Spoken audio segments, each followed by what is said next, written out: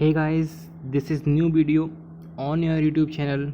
चलिए, आज का हमारा टॉपिक है एयरफोर्स एक्स ग्रुप के मैथ के इम्पोर्टेंट क्वेश्चंस और इसमें कुछ ऑफिशियल जो पेपर आया था उसके क्वेश्चन इंक्लूड हैं। ठीक है, तो ये पेपर आपका काफ़ी इम्पोर्टेंट होने वाला आपके लिए। तो इसके सारे क्वेश्चंस एक एक करके पहले खुद ट्राई कीजिएगा और उसके बाद कमेंट बॉक्स में अपना स्कोर को बता दीजिएगा। ठीक है, ये ज़रूरी नहीं कि आपके पास ऑप्शन हो, ज़रूरी है आप क्वेश्चन को सॉल्व करिए, आपका जो आंसर है बाद में आप आंसर मैच कीजिए। अगर सही है तो उसका स्कोर आप कमेंट बॉक्स में कमेंट कीजिए। कमेंट करने से क्या होता है कि मुझे मोटिवेशन मिलता है और क्या आप इससे एक फ़ायदा है कि आप किसी आपको स्कोर देखेगा तो उसको लगेगा कि वो कितना पीछे या कितना आगे चल रहा है किसी अपने कॉम्पिटिटर से, क्योंकि उसको भी एग्ज़ाम में बैठना है, आपको एग्ज़ाम में बैठना है। तो वो एक तरीके से वो देख पाएगा कितना वो आगे या पीछे चल रहा है, उसकी तैयारी किस तरीके की है। ठीक है, तो चैनल को पहले सब्सक्राइब कर दीजिए और वीडियो को लाइक कीजिए। ये मेरी सबसे बड़ा मोटिवेशन आपके लिए डेली अपलोड वीडियो करने का। ठीक है, चलिए देखते हैं। पहला अपना क्वेश्चन पूछा है पहले क्वेश्चन में कि फोकस क्या होगा।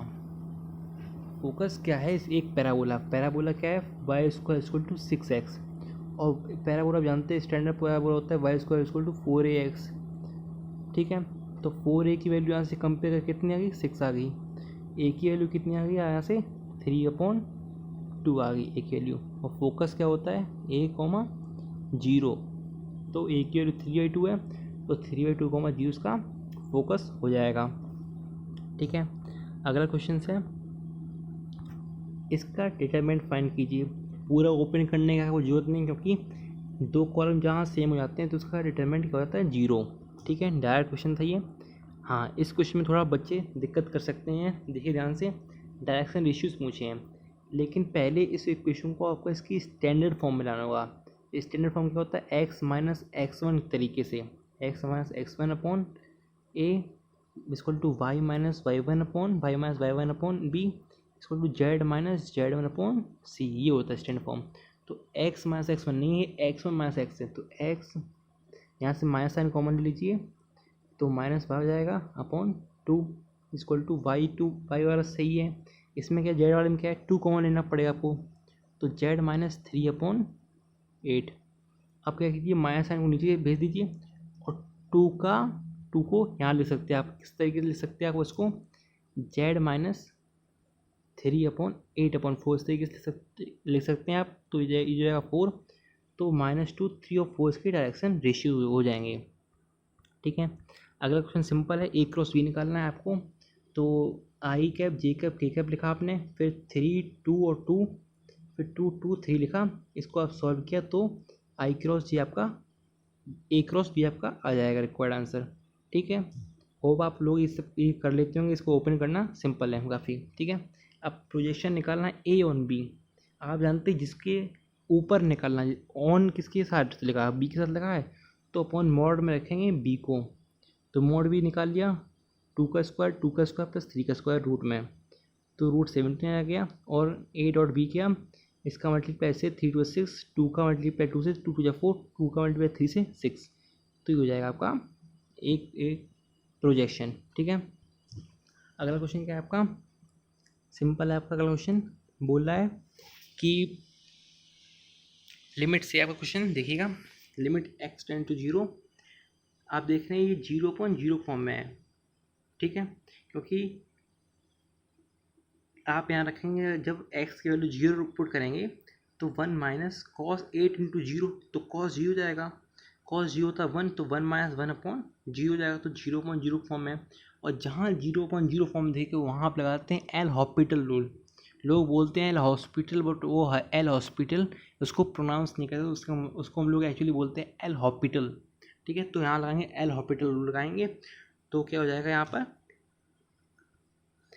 नीचे का डिफ्रेंशिएशन वन हो जाएगा, ऊपर का तो 1 का डिफ्रेंशिएशन 0 माइनस कॉस का डिफ्रेंशिएशन माइनस साइन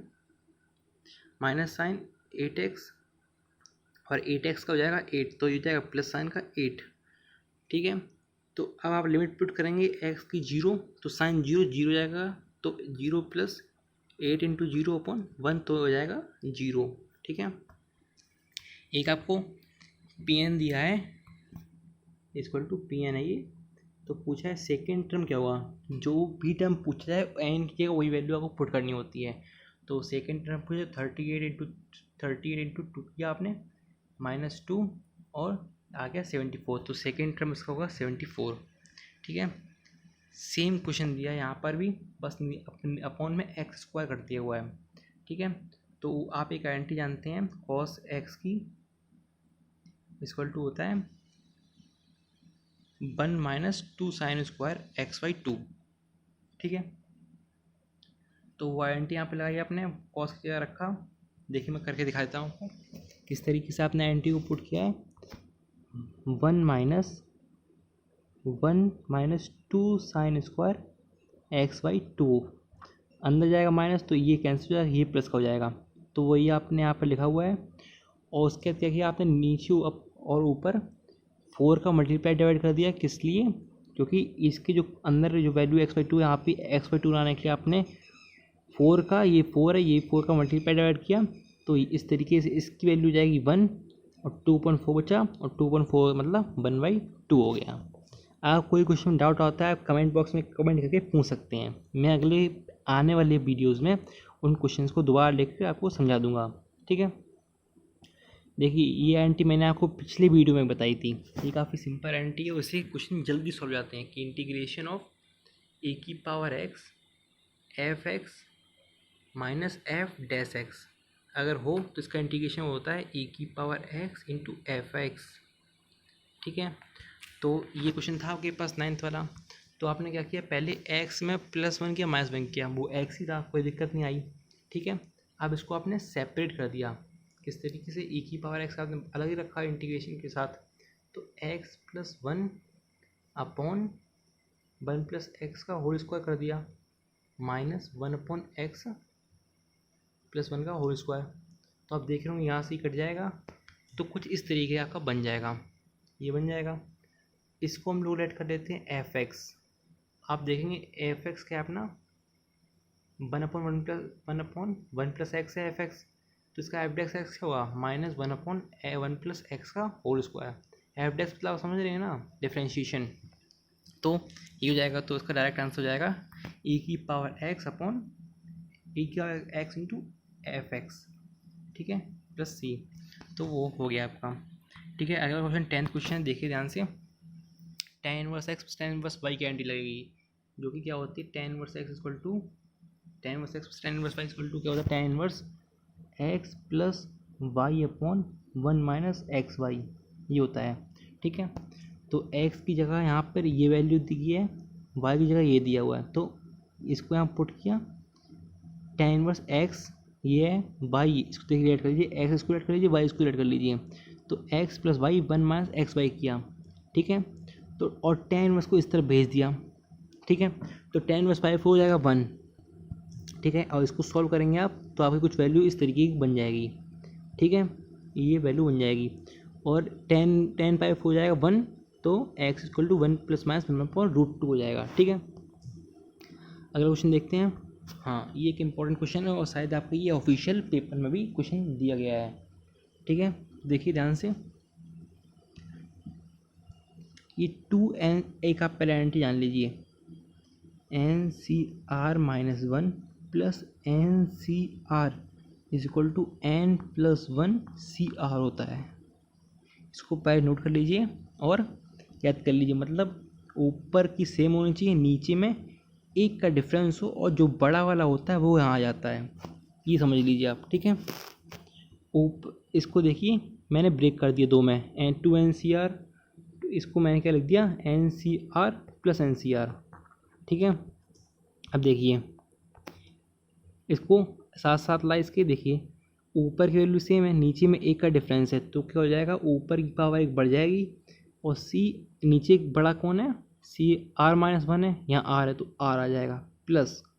अब ये देखिए ऊपर एक बढ़ जाएगी, n + 1 हो जाएगा, C यहाँ बड़ा कौन है, R + 1, तो R + 1। ठीक है, अब ये हो गया आपका। अब देखिए आप ऊपर की पावर सेम है, तो एक बढ़ जाएगी, n + 2 हो जाएगा, और नीचे बड़ा कौन है, R + 1, तो CR + 1 हो जाएगा। ये आपका रिक्वायर्ड आंसर है। ठीक है, देखिए ये क्वेश्चन फिर से आ गया, NCR = NCR1 = NCR2 हो, तो n equal to R1 plus R2। तो R1 प्लस R2 आपने किया, R1 की जगह क्या R-1 है, R2 की जगह क्या है R+3 है, इक्वल टू 20 होगा। तो R की वैल्यू आपने फाइंड कर ली 9 आ गया अभी, ठीक है। अब आपको बताना है कि ये जो ट्रायंगल के पॉइंट्स दिए हैं ये किस तरीके का ट्रायंगल है। तो देखिए 3 + 4i को पॉइंट हो जाएंगे 3, 4i, 8 - 6i पॉइंट हो जाएंगे 8 - 6, और 13 + 9i हो जाएगा 13, 9, ठीक है।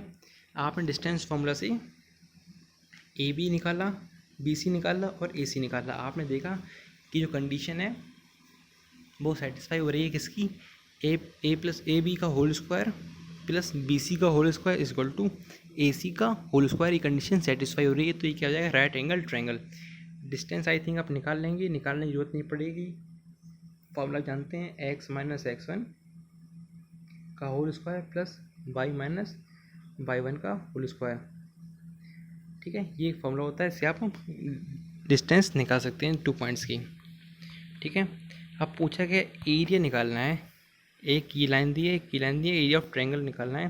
तो एरिया ऑफ ट्रायंगल फॉर्मूला जानते हैं आप, 1/2 i cap j cap k cap और इसके कोफिशिएंट क्या है 1, 1 और 1, तो 1, 1, 1 कोफिशिएंट है। इसके कोफिशिएंट क्या है 1, 0, 1। कैसे, क्योंकि यहाँ पे जे कैप वाला टर्म नहीं है, तो 1, 0, 1, ठीक है। तो इसको आप सॉल्व करें तो एरिया ऑफ ट्रायंगल आपका निकल आएगा, ठीक है। अगला क्वेश्चन है आपका अपना 15 क्वेश्चन, डी मोइवर्स थ्योरम का कंडीशन पूछी है। आपको ये पूछा जाएगा डी मोइवर्स थ्योरम कौन सी है, इसमें कौन सी कंडीशन डी मोइवर्स थ्योरम को सेटिस्फाई कर रही है, ठीक है। और आपको 4 ऑप्शन दिए जाएंगे, आपको देखना होगा जहाँ पर ये कंडीशन लिखी हो cos theta plus i sine theta equal to cos n theta plus i sine theta होता है, ठीक है। कैसे, जो n होता है वो पावर में वो थीटा के साथ आ जाता है, बस इतना है। ये होती है डी मोइवर्स थ्योरम, इसको याद कर लीजिए, इंपॉर्टेंट है आपकी, ठीक है। बाइनरी ऑफ 15, देखिए आपको कोई बाइनरी पूछा है या डेसिमल पूछा है, अब सिंपल है तरीका है आपका कि आपको केवल क्या करना होता है, जैसे आप पूछा गया 15 की बाइनरी कौन सी, आपको मान लो 4 ऑप्शन दिए जाएंगे, आप क्या करेंगे एक एक करके उठाएंगे सबको, और जैसे कि आपको जैसे फर्स्ट ऑप्शन मिल गया 1, 1, 1, 1, 1, तो देखिए क्या करते हैं 1 के साथ 1 × 2 की पावर 0, ठीक है, 1 × 2 की पावर 1, 1 × 2 की पावर 2, 1 × 2 की पावर 3, ये सब ऐड कर देते हैं। तो देखिए 2 की पावर 3 क्या हो जाएगा 8 प्लस 2 की पावर 2 4 प्लस 2 प्लस 2 की पावर 0 कितना होता है 1 प्लस 1, तो इसका सम हो जाएगा आपका 15। आप एक एक करके सब ऑप्शंस में इस तरीके से वैल्यू रखिएगा। मान लीजिए आपको दिया है 1, 0, 1, 1, तो इसमें क्या रखेंगे, तो 1 × 2 की पावर 0 तो 1 हो जाएगा, 1 × 2 की पावर 1 तो 2 हो जाएगा, 0 × 2 की पावर 3 0 हो जाएगा, और 2 की पावर 3 यहाँ पर क्या आएगा 2 की पावर 3 तो 8 हो जाएगा, 8 + 2 + 1 11। तो आप पूछा है कि इनमें से 11 का बाइनरी कौन सा, तो आपको यहाँ पर ये ऑप्शन मिलेगा, इस तरीके से आप पुट कीजिएगा ऑप्शन में तो आपको मिल जाएगा ऑप्शन, तो उसको आप टिक कर दीजिएगा, ठीक है। अगला ये शायद ऑफिशियल क्वेश्चन है, ये वाला भी देखिएगा, cos 24 cos इस तरीके का आपको क्वेश्चन दिया है। आप देखिए, आप जानते हैं cos 180 minus theta minus cos theta, cos 180 plus theta minus cos theta, ये होता है आइडेंटिटी, आप जानते हैं क्लास 11th की आइडेंटिटीज हैं, ये आपको याद होनी चाहिए, ठीक है। cos 24 आपने सेम लिख दिया, cos 50 आप सेम लिख दिया, cos 125 को आपने लिख दिया cos 180 माइनस 55, और इसकी वैल्यू क्या हो जाएगी माइनस cos 55, तो इससे ये हो जाएगा कैंसिल। सेम 180 प्लस कर दिया आपने, ये हो जाएगा माइनस cos 24, और इससे ये कैंसिल हो गया। अब बचा cos 300, और cos 300 की वैल्यू आप निकाल सकते हैं किससे तरीके से, cos 360 माइनस थीटा, और cos 360 माइनस थीटा होता है cos थीटा, तो थीटा की जगह यहाँ पे क्या है 60 वैल्यू है, तो क्या हो जाएगा cos 60 हो जाएगा, 60 हो गया, 60 की वैल्यू 1/2 होती है, आप जानते हैं, ठीक है। आपको एक क्वेश्चन दिया है, पूछा है कि कौन सा कोनिक है, मीन्स ये हाइपरबोला है, सर्कल है, इलिप्स है, क्या है ये पूछा आपसे, या फिर पैराबोला है, तो ये पूछा आपसे। अब पहली बात तो आप देख के समझाएंगे कि यहाँ माइनस लगा है तो ये मे बी हाइपरबोला हो सकता है, ठीक है। या सर्कल की क्वेश्चन कुछ इस तरीके की बन जाती है, तो फुली वेट कीजिएगा आप। आपने क्या किया 144 से डिवाइड कर दिया, ठीक है। तो और इसको 9/144 एक्स स्क्वायर है, इसको आप इस तरीके से लिख सकते हैं एक्स स्क्वायर अपॉन 144/9। तो आपको इस तरीके से यहाँ लिख दिया आपने, आपको साफ साफ दिखने लगा है कि एक हाइपरबोला की इक्वेशन है, ठीक है।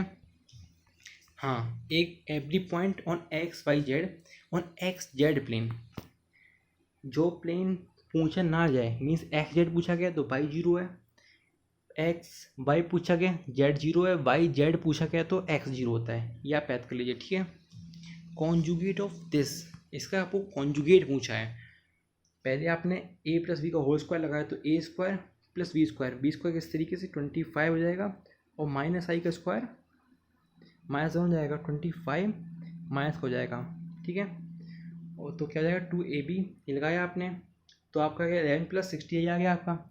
और आई को माइनस आई से रिप्लेस करना ना भूलिए, क्योंकि कॉन्जुगेट पूछा है इसका, आपको इसको सॉल्व करना नहीं पूछा है, इसका कॉन्जुगेट पूछा है। तो इसका कॉन्जुगेट आया 60 आई था, तो आई को माइनस आई से रिप्लेस कर दिया तो माइनस 60 आई हो जाएगा, ठीक है। चलिए आगे देखते हैं। ये भी आपका लिमिट से क्वेश्चन है, ये भी 0/0 फॉर्म में। आप किस तरीके से देखेंगे, आप पहले एक्स की वैल्यू को पुट कीजिएगा और देखिएगा किस तरीके से, आपको खुद इसकी जो करना सीखे 0/0 किस तरीके से निकालते हैं हम लोग, ठीक है। अब ऊपर आपने 0/0 फॉर्म देखा आपने, तो आपने तुरंत ऊपर क्या किया डिफ्रेंशिएशन किया। ऊपर डिफ्रेंशिएशन आएगा साइन एक्स का हो जाएगा कॉस एक्स माइनस साइन इसका हो जाएगा कॉस 2x -1 क्यों, पहले साइन एक्स का किया आपने मीन्स साइन 2 - x का डिफ्रेंशिएशन किया वो कॉस 2 - x। अब 2 - x का करेंगे ना तो ये हो जाएगा -1, तो -1 आ गया, तो यहाँ हो जाएगा ये हो जाएगा प्लस, ठीक है। तो 2 cos 2 हो जाएगा आपका, और नीचे क्या हो जाएगा 1 हो जाएगा, तो उससे कोई फ़र्क नहीं पड़ेगा, ठीक है। सेम क्वेश्चन देखिए इंटीग्रेशन से। मैंने आपको बताया था अगर साइन की पावर ऑड है तो इंटीग्रेशन देखते ही आपको लगाना है 0। लिमिट देख लीजिएगा, एक माइनस ए से लेके ए तक है या नहीं, ठीक है। अगर साइन की पावर आपको दिख जाए ऑड तो तुरंत खड़ाक से 0, ठीक है। देखिए एक और पूछा गया है, ये e की पावर माइनस आई थीटा किसके ऊपर होगा, ये आपका यूलर फॉर्म है। कौन सी फॉर्म है, यूलर फॉर्म है। e की पावर आई थीटा इसके हिसाब से होता है कॉस थीटा माइनस आई साइन थीटा। इसको आप याद कर लीजिए, ये यूलर फॉर्म है, कॉम्प्लेक्स नंबर आपने पढ़ी होगी यूलर्स फॉर्म, ठीक है। तो इसको आपको याद करना पड़ेगा, इसका आंसर ए है, ठीक है। आगे देखते हैं 24 क्वेश्चन। देखिए आपने कंडीशन एक वो पढ़ा होगा formula NC0 NC1 NC2 plus dot dot NCN, इसका समीशन क्या होता है 2 की पावर n, ठीक है। अब आप देखिए 2 को ये आपको दिया 2 और यहाँ देख रहे हैं आप 19 तक दिया। आप क्या सोच रहे हैं कि यहाँ किस तरीके से 2 की पावर मीन्स 20 C0 आ जाए और प्लस 20 C20 आ जाए, क्यों, तो आप डायरेक्ट लिख देंगे 2 की पावर 20 लिख देंगे आप आंसर, ठीक है। आप जानते हैं 2 की 20C0 1 होगा और 20C20 भी 1 होगा, ठीक है। क्या जानते हैं आप 20C0 और 20C20 की दोनों की वैल्यू क्या होगी 1 होगी। तो आपने क्या इस 2 को ब्रेक कर दिया 20C0 और 20C20 में, इसमें आपने ब्रेक कर दिया, आंसर आपका डायरेक्ट से कटाक आ गया 2 की पावर 20, क्योंकि ये NCN तक पूरा कंप्लीट सीरीज दी हुई है, ठीक है। अगला क्वेश्चन है आपको बताना है परपेंडिकुलरिटी ऑफ टू लाइन्स की कंडीशंस क्या होती है। आपको 4 ऑप्शन दिए जाएंगे इस तरीके से कि A1/A2 = B1/B2, इस तरीके से 4 ऑप्शन दिए जाएंगे। आपको जहाँ भी ये ऑप्शन दिख जाए कि A1A2 plus B1B2 plus C1C2 = 0, आपको वही ऑप्शन लगाना है। यही कंडीशन होती है परपेंडिकुलरिटी की इन 3D, ठीक है। होप आपने 25 क्वेश्चन पूरे लर्न किए होंगे। आप अपना बेसिक कॉन्सेप्ट पढ़ाइए, क्योंकि मैं कुछ स्पीड चलता हूँ। देखिए मैंने काफ़ी कुछ बोला भी, बीच में समझाया भी आपको, उसके बावजूद मुझे 19 मिनट लगे केवल, और शुरुआत में 1 मिनट का लेक्चर था, वो सब्सक्राइबर वाला, उसको मिलाकर 19 मिनट्स लगे हैं। तो इससे भी जल्दी हो सकता था पेपर, अगर समझाने की ज़रूरत नहीं पड़ती तो। ठीक है, होप आपको अंडरस्टैंड हुए होंगे सारे क्वेश्चंस, आपको समझ में आए होंगे। तो इस चैनल को आप सब्सक्राइब कर लीजिए। आपका मोटिवेशन देने का काम मैं कर रहा हूँ, और आपको मुझे मोटिवेशन देने के लिए आपको एक काम करना होगा, केवल चैनल को सब्सक्राइब, वीडियो को लाइक, और अपनी जो भी आपको दिक्कत आ रही है उसको कमेंट करके आप ये बता दीजिए। जिस तरीके से मैथ की सीरीज़ चल रही है उस तरीके से आप फिजिक्स की सीरीज़ चाहते हैं। अगर आप फिजिक्स की सीरीज़ चाहते हैं तो प्लीज़ कमेंट बॉक्स में कमेंट कीजिए। फिजिक्स के भी मैं इसी तरीके से 25 करके क्वेश्चंस की बैच बनाता जाऊंगा। और अगर आपकी कमेंट काफ़ी अच्छे से आई, काफ़ी आपको मुझे मोटिवेशन दिया, सब्सक्राइब अच्छे से बढ़ गए, तो मैं उम्मीद करता हूँ मैं एक बड़ी सीरीज़ लाऊंगा। बड़ी सीरीज़ मीन्स एक मैथ की सीरीज़ आएगी 4-5 घंटे की, उसमें मैथ के सारे इंपॉर्टेंट क्वेश्चन, सारे रिपीटेड क्वेश्चन, सारी एक सीरीज़ आएगी 4-5 घंटे की। अगर आप ऐसी कोई सीरीज़ चाहते हैं तो प्लीज़ कमेंट बॉक्स में कमेंट कीजिए। वो 4-5 घंटे की सीरीज आप ये समझ लीजिएगा कि आपके एयरफोर्स के सारे क्वेश्चंस को तोड़ देगी। आप कम से कम 25 में 23 क्वेश्चन, 24 क्वेश्चन का दावा कर सकते हैं। उसी तरीके से आपकी फिजिक्स की सीरीज भी आ सकती है, आप एक बार कमेंट करके कमेंट बॉक्स में बताएंगे। तो thank you for watching this video, and मिलते हैं अगले वीडियो में। धन्यवाद।